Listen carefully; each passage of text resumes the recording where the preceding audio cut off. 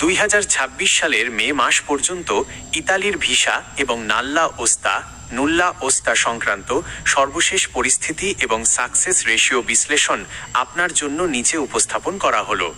আপনার প্রবাসী 24 চ্যানেলের দর্শকদের জন্য এই তথ্যগুলো অত্যন্ত গুরুত্বপূর্ণ হতে পারে। 1-2025-2026 সাকসেস রেশিও সাফল্যের হার বিশ্লেষণ। 2026 সালের বর্তমান উপাত্ত অনুযায়ী ইতালির ভিসা সফলতার হারে একটি ইতিবাচক পরিবর্তন দেখা যাচ্ছে।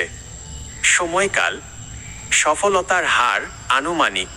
মূল কারণসমূহ 2023-2024 50%, 60%।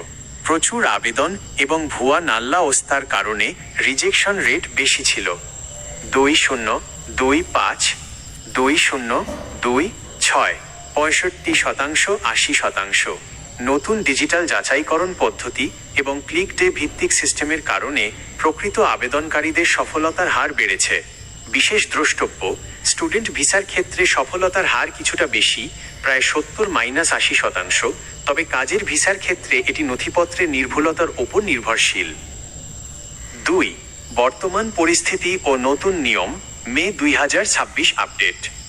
ক. ডিক্রেটো ফ্লুসি 2026 কোটা। ইতালি সরকার 2026-2028 সালের জন্য বিশাল অভিবাসন পরিকল্পনা হাতে নিয়েছে।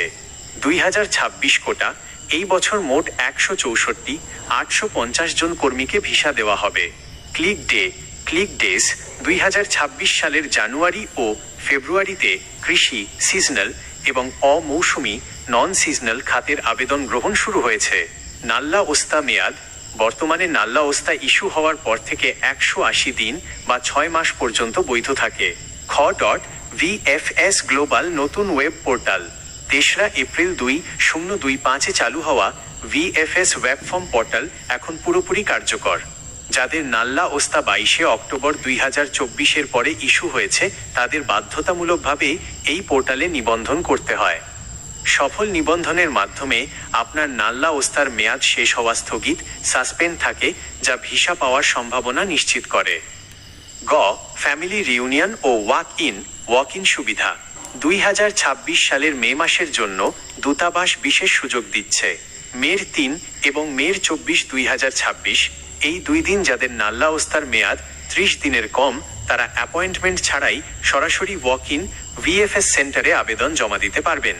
সকাল 9টা, সকাল 10:30 এই সময়ের মধ্যে আবেদন গ্রহণ করা হবে। 3.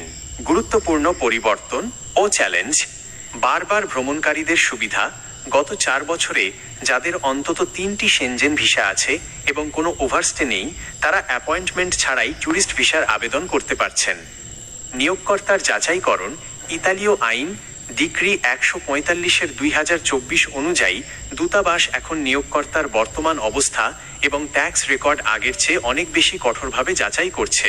সরাসরি যোগাযোগ আবেদনকারীদের নিজ নিজ ইমেইল এবং ফোন নম্বর সঠিকভাবে দেওয়ার জন্য দূতাবাস বিশেষ নির্দেশনা দিয়েছে। 4. আপনার জন্য 3টি বিশেষ পরামর্শ। 1. নিয়োগকর্তার সাথে যোগাযোগ নাল্লা ওস্তা পাওয়ার পর আপনার নিয়োগকর্তাকে ইতালির ইমিগ্রেশন অফিস SUI থেকে আসা ইমেইলের দ্রুত উত্তর দিতে বলুন। 2.